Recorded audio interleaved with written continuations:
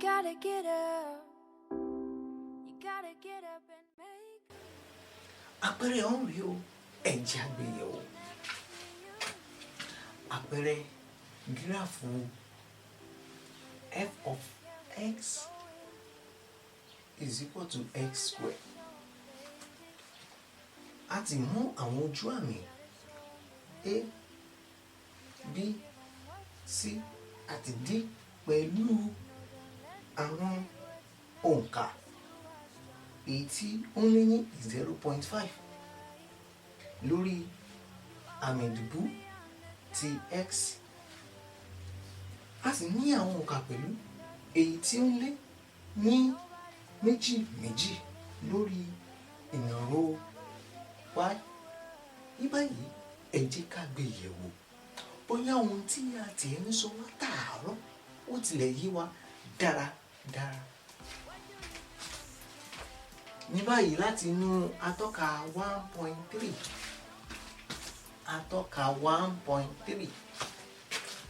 fún kọ̀ọ̀fù f of x is equal to x square wá gírẹ́dẹ̀ntì kóòdù ab. Nínú àpẹẹrẹ tí a fẹ́ ṣe yìí wọ́n ní ká wá gírẹ́dẹ̀ntì kóòdù ab.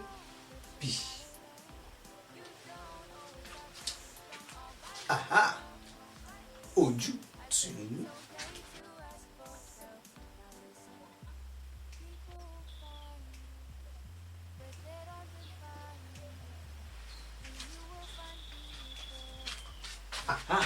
Ohun rèé o, ohun tí a lò ohun rèé.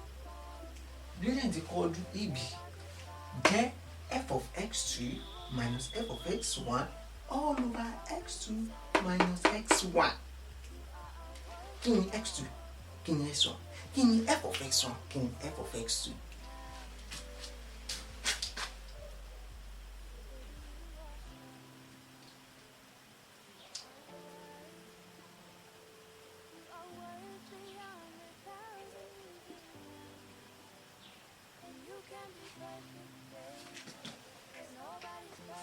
Nígbà tí x1 bá jẹ́ 1.5, ẹ má gbàgbé kóòdù ab náà ní ká wá.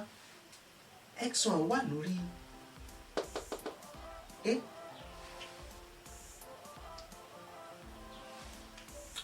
Mo rò bẹ́ẹ̀ gbádùn mi.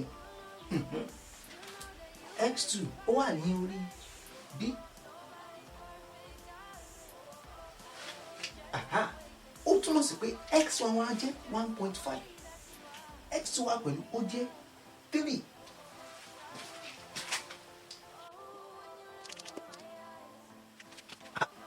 Nígbà tí x1 wá bá jẹ́ 1.5, kí wá ní f of x1 wá máa jẹ́?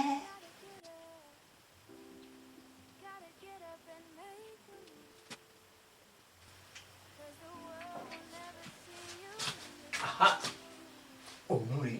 Nígbà tí x1 bá jẹ́ 1.5, f of x1 máa jẹ́ f of 1.5. Ó wá máa jẹ́ 1.5 square. Nígbà tó jẹ́ wípé a ní f of x is equal to x square. Ó túmọ̀ sí wípé gbogbo ibi tí a bá ti rí x,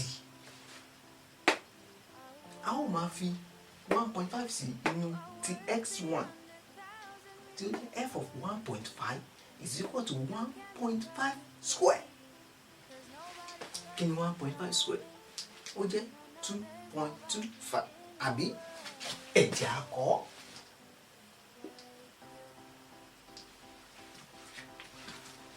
Aha, a ti yanjú x1 ká wá bọ́ sórí x2.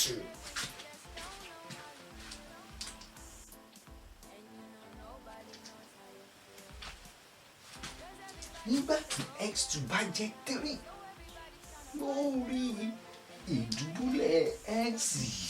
Aha,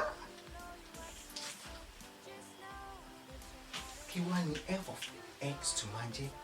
Rántí ohun tí mo sọ lẹ́ẹ̀kan wípé f of x2 ibi tó bá ti rí x ni ó máa fi value tí f of x2 bá jẹ́ sí. Ẹ jẹ́ ká yẹ̀ wò. Ọ̀yá f of x3 kí ló máa wà ń bí? n ò gbọ́. Tírì ló máa wà ń bẹ̀. Ó wá máa jẹ́ mi ò gbọ́ 3 square orí ẹ pé èyí tí ṣe 9 àbí. A ti rí àrídájú pé a ti mọ ìkọ̀kan yìí tí functional notation yìí jẹ́. A ti mọ f of x2 tí ṣe 9. A ti mọ f of x1 tí ṣe 2.25. A ti mọ x2 tí ṣe 3. A sì ti mọ x1 tí ṣe 1.5. Olójútùú àbí olójútùú? Olójútùú. Ò ṣe o. Ní báyìí ẹ jẹ́ ká gbé bọ̀bọ̀ yìí wá sísàlẹ̀.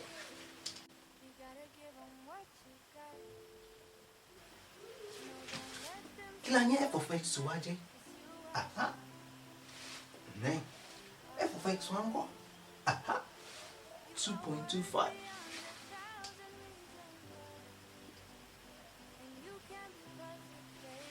Kí la ní x wá jẹ́? 3. Kí la ní x wá jẹ́? 1.5.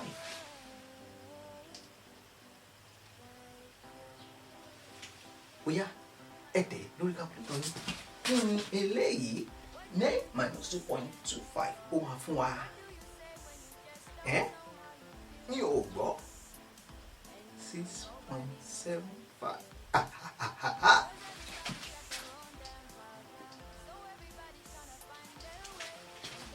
O ṣe o. Eléyìí ńkọ́? Mi ò pẹ́. 1.5.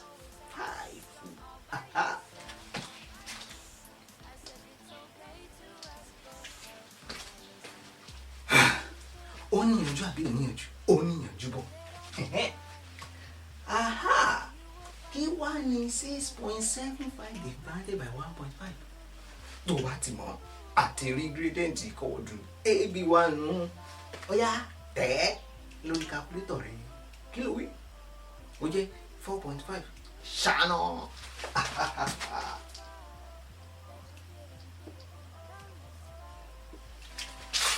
Ló